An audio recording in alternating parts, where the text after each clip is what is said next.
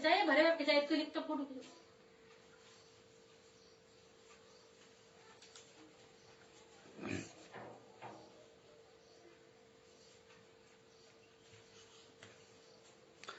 Good morning students, how are you?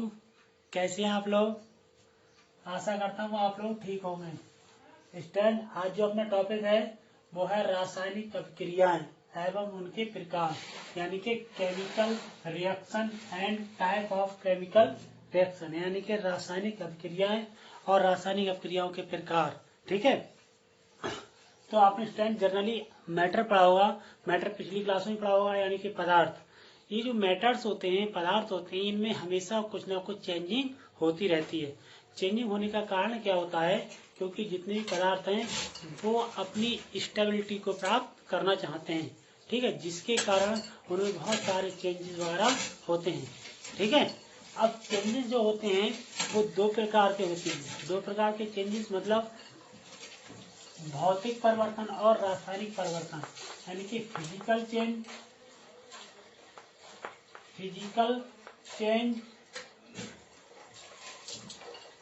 और second होता है केमिकल चेंज।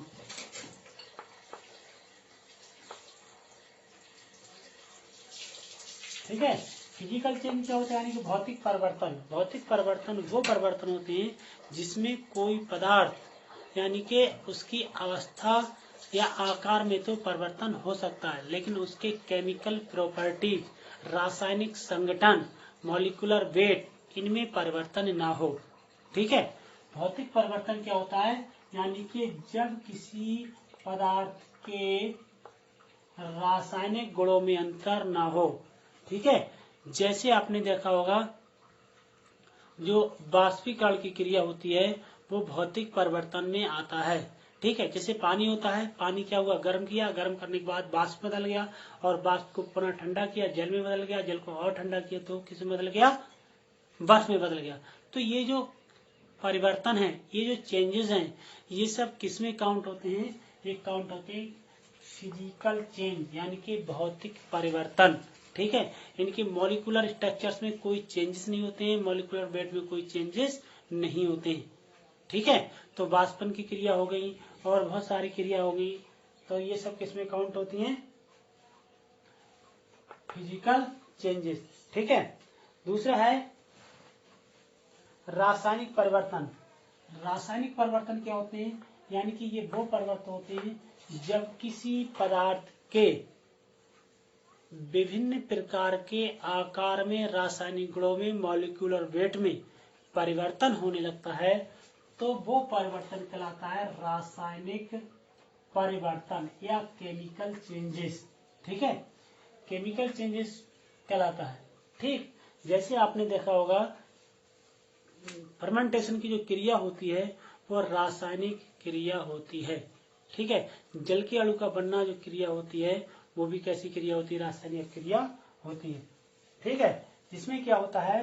रासायनिक क्रियाओं में अभिकारक उत्पादों में चेंज होने लगते हैं। जो रिएक्टेंट होते हैं, ये क्या करते हैं? प्रोडक्ट में चेंज होने लगते हैं, यानी कि जो अभिकारक के मॉलिक्यूल्स होते हैं उनकी जो रासायनिक स्ट्रक्चर होती है वो बदलती है।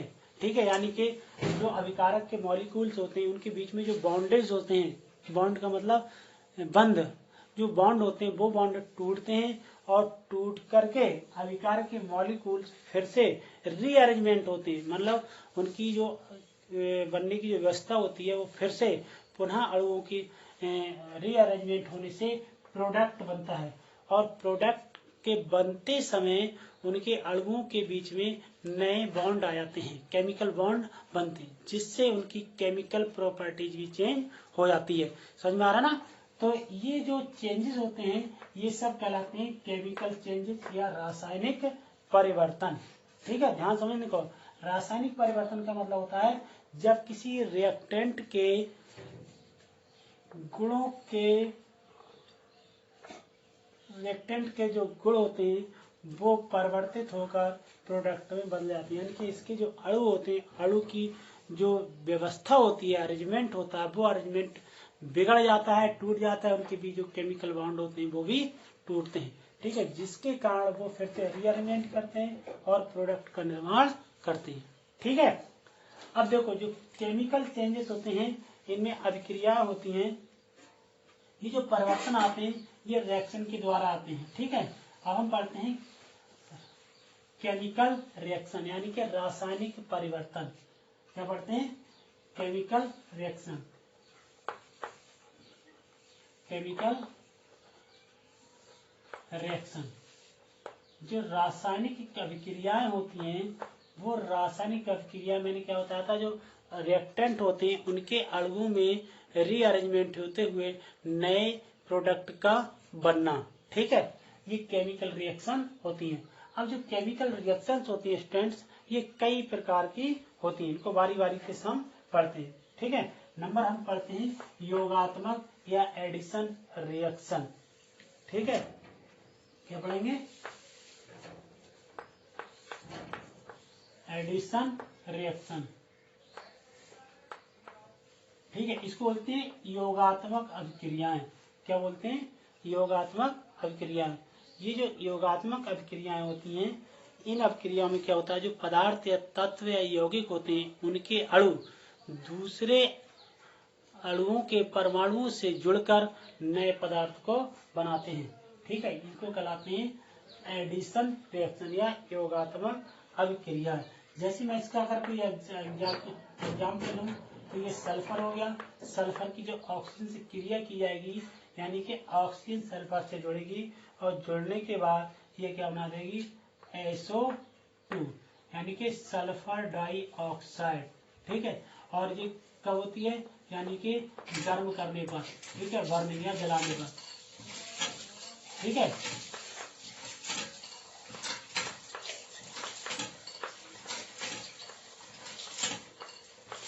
जलाने पर क्या बन जाएगा, यानी कि SO2 सल्फर डाइऑक्साइड बनता है। ठीक है, ऐसी दो को दूसरी रिएक्शन आपको बता दूं, यानी कि Mg मैग्नीशियम, इसको भी ऑक्सीजन से क्रिया कराओगे। ठीक है, इसको भी क्या कराओगे, इसको भी जलाओगे। जलाने पर जो आपका बनेगा वो बन जाएगा MgO। ठीक है, यहाँ पर ऑक्सीजन के 2 हैं, मैं यहाँ पर 2 लिख देता हूँ, बैलेंस करने के लिए इसको 2 बना दिए। तो ये क्या बन गया, मैग्नीशियम ऑक्साइड। ठीक है, क्या बनेगा, मैग्नीशियम ऑक्साइड। ऐसे बहुत सारे एग्जाम्पल है। ऐसे हाइड्रोजन, ठीक है, इसकी ऑक्सीजन से क्रिया करा दोगे तो ये क्या बनेगा, ये आपका बन जाएगा, क्या बनेगा, ये H2O। ठीक है, यानी कि 2 यहाँ पर करोगे और बैलेंस करने के लिए यहाँ पर हाइड्रोजन की क्रिया ऑक्सीजन से कराओगे तो क्या बन जाएगा, आपका जल बनेगा। ये जो अभिक्रियाएं हैं ये सब क्या कहलाती हैं, एडिशन रिएक्शन या क्या कहलाएंगी, योगात्मक अभिक्रिया। ठीक है स्टूडेंट, नेक्स्ट में बता देता हूँ इसको। दूसरी जो अभिक्रिया है वो हम पढ़ते हैं सब्स्टिट्यूशन अभिक्रिया यानी कि प्रतिस्थापित अभिक्रिया। ठीक है, दूसरी क्या आती है, सब्स्टिट्यूशन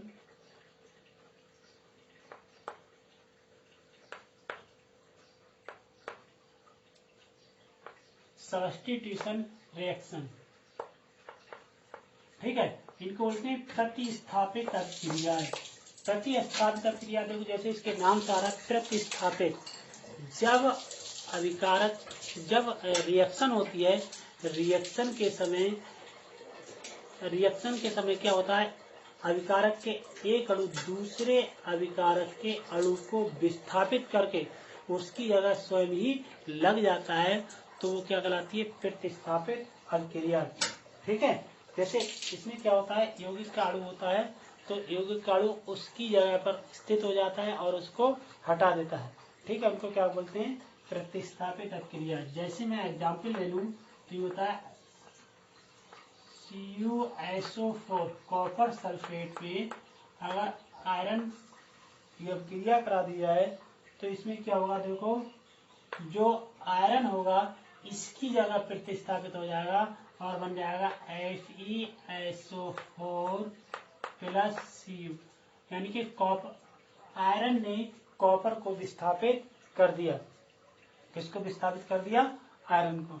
ठीक है, ऐसी देखो जो जिंक है, जिंक की क्रिया अगर मैं H2SO4 से करा दूं, ठीक है, तो इसमें क्या होगा, जो जिंक होगा वो हाइड्रोजन की जगह विस्थापित हो जाएगा, यानी कि फिर बन जाएगा ZnSO4 प्लस H2, यानी कि हाइड्रोजन गैस।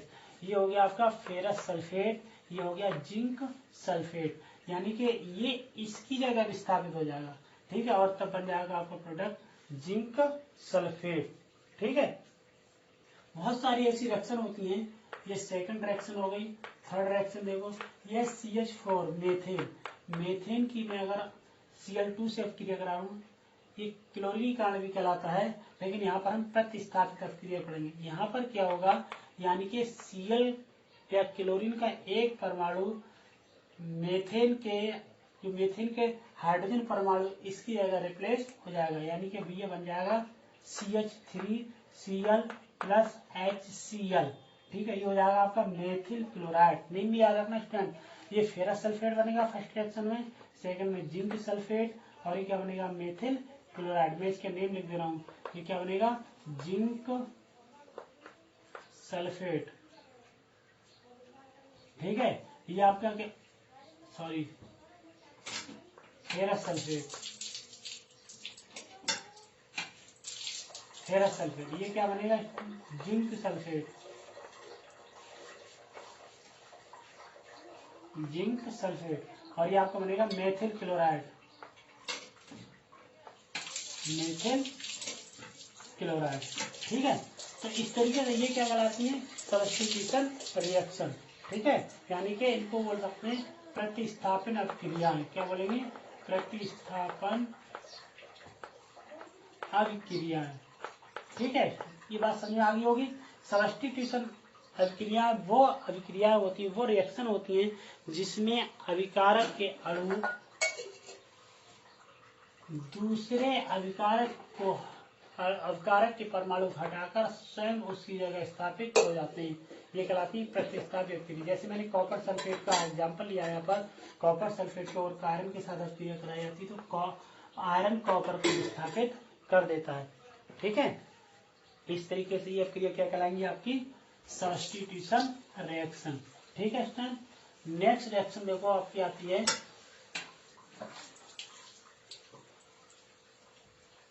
Irreversible reaction.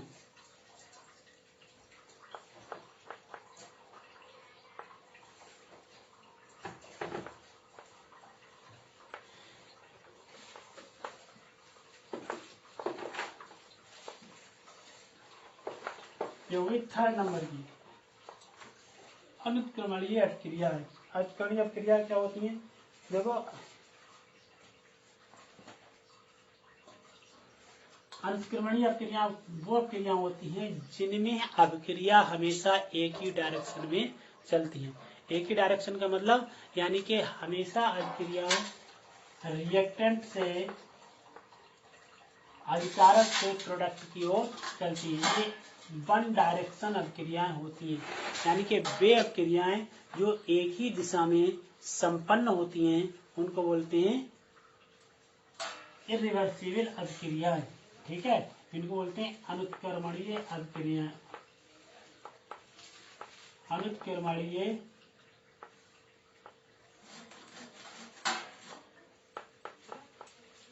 अनुत्क्रमणीय अभिक्रिया। ठीक है, अनुत्क्रमणीय अभिक्रियाएं क्या होती हैं, जैसे मैंने ये एक एग्जाम्पल दिया था आपको कॉपर सल्फेट वाला। ठीक है, तो कॉपर सल्फेट का मैंने यहाँ दिया था अभी CuSO4 प्लस Fe, ये बनेगा आपका आयरन सल्फेट, यानी कि FeSO4 प्लस Cu। ठीक है, ये प्रतिस्थापित अभिक्रिया भी है और साथ साथ ये इरिवर्सिबल अभिक्रिया भी होती है, यानी कि ये इसी दिशा में चलेगी, ये विपरीत दिशा में नहीं हो सकती, इसलिए इसको क्या बोलते हैं, इरिवर्सिबल अभिक्रिया। ठीक है, दूसरी अभिक्रिया देखो ले सकते हैं पोटेशियम क्लोरेट KClO3, इसका नाम पोटेशियम क्लोरेट है और पोटेशियम क्लोराइड को क्या करते हैं, जब गर्म करते हैं, गर्म पोटेशियम क्लोराइड को जब गर्म किया जाता है तो ये बनता है KCl और प्लस KCl प्लस O2, 3 है तो 2 3O2 2, ठीक है, यानी कि 2KCl प्लस 3O2 यानी कि ऑक्सीजन का निर्माण होता है। पोटेशियम क्लोराइड, KCl क्या होता है, पोटेशियम क्लोराइड, ठीक है। ऐसी देखो तीसरी रिएक्शन देखो, सी कार्बन को ऑक्सीजन की प्रेजेंस में जलाते हैं तो क्या बनता है, CO2, ठीक है। ये सब वन डायरेक्शन अभिक्रियाएं होती हैं, तो इनको क्या बोलते हैं, अंतक्रमणीय अभिक्रिया है, ठीक है। नेक्स्ट आपकी अभिक्रिया है उत्क्रमणीय अभिक्रिया है, ठीक है। इसका ये वीडियो लंबी हो जाएगी इसलिए मैं अब नेक्स्ट वीडियो में आपको बता दूंगा, लेकिन ये मैंने आपको 3 रिएक्शन बता किए हैं, ठीक है। इन 3 रिएक्शन को इसको बार बार पढ़ लेना, रिवाइज कर लेना, ठीक है, इंपॉर्टेंट होती है, ठीक है। और नेक्स्ट वीडियो की नोटिफिकेशन के लिए आप इसको सब्सक्राइब कर लेना, ठीक है, जिससे ही जब नई वीडियो आएगी तो उसका नोटिफिकेशन आपके पास आ जाएगा, ठीक है। इसको पढ़ लेना, रिवाइज कर लेना, इंपॉर्टेंट टॉपिक है। Thank you student.